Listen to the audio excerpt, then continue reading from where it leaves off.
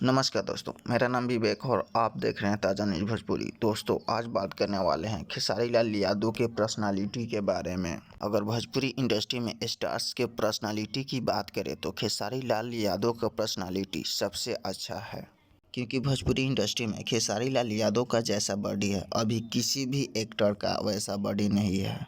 पहले जिस समय खेसारी लाल यादव इंडस्ट्री में आए थे उस समय खेसारी लाल यादव का पर्सनालिटी अच्छा नहीं था, लेकिन अभी फ़िलहाल इस समय सबसे अच्छा पर्सनालिटी खेसारी लाल यादव का ही है।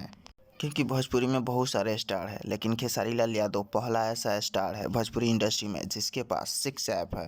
भोजपुरी इंडस्ट्री को छोड़कर अगर दूसरे इंडस्ट्री की बात करें, जैसे हॉलीवुड बॉलीवुड के एक्टर के पास जैसा बॉडी होता है सेम वैसे ही बॉडी खेसारी लाल यादव भी बना लिए हैं। पवन सिंह का भी बॉडी कोई ख़राब नहीं है, लेकिन जैसा बॉडी खेसारी लाल यादव के पास है वैसे पवन सिंह के पास नहीं है।